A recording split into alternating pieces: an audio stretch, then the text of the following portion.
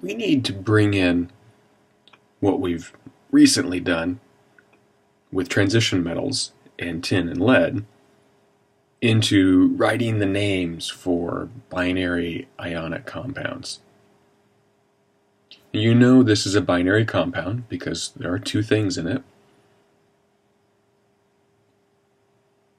But you don't know something. See, you know it's ionic, sure, because it's a metal and non-metal. But what you don't know is the charge on the copper ion. Unless you've memorized it, at this stage, there's no way to look at it and immediately go, oh, I know what the charge is on the copper, at least when you use the periodic table, because there are multiple ions of copper. So, reminder, this is what I'm using in my classes. If the metal, the cation, is a transition metal, tin, or lead, and it's not one of these three exceptions, then you need to put a stock number on it because the stock number will tell you what the charge is. So in the chemical formula, Cu3n, it's all there. You just have to tease it out.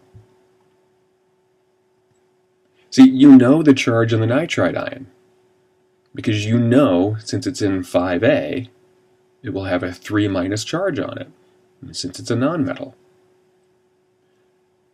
In the chemical formula, to the left, there's only one nitride ion in there. That means the total negative charge is 3. Well, now you know the total positive charge. In an ionic compound, the sum of all the positive and negative charges has to be equal to 0. It must be neutral. There must be a charge balance.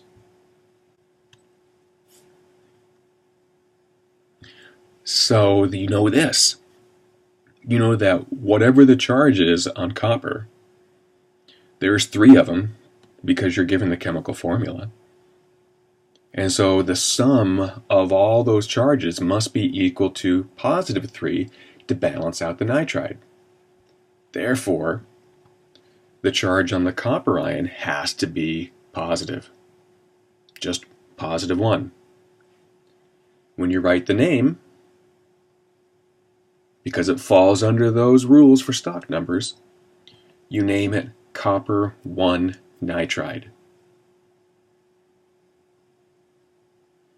The stock number is put into parentheses, and the parentheses are put right next to copper.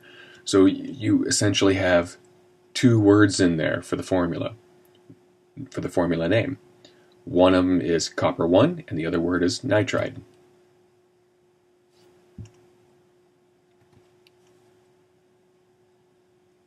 You'll know the charge on the anion. Since iron is a transition metal, and it's not silver, it's not cadmium, or it's not zinc, you don't know the charge immediately. You do know the charge on oxide. Since there are 3 of them, you know that there must be -6. Therefore, you have to have a total of +6 due to all the cations. Since there are 2 irons in the chemical formula, you know that the charge on each iron has to be 3. 3 times 2 is 6. Then the chemical formula is this. Now the stock number refers to charge. It's not iron 2 oxide because there's 2 irons. It's iron 3 oxide because the stock number 3 refers to charge. Iron 2 oxide would just be FeO.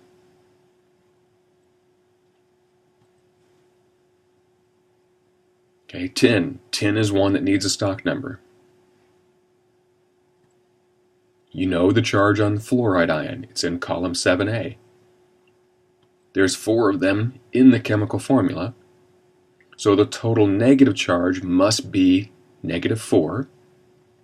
The total positive charge must be +4.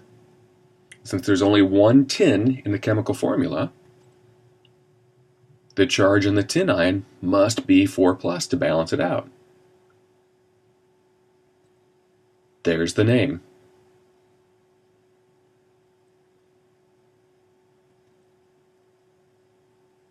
Metal to nonmetal, it's binary, it's ionic. You have chromium. Chromium's one that needs a stock number. So you work with what you know. And since there are 3 iodides in the chemical formula, the charge on the chromium ion must be 3 plus to balance it out. Total of 3 plus positive, total of 3 times negative 1, 3 negative for the negative charge. And there's the name.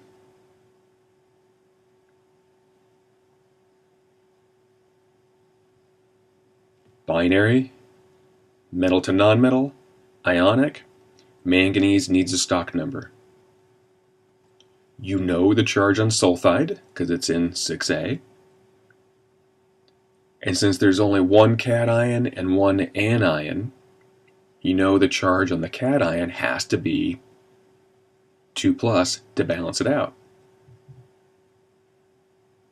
Therefore, the name is this.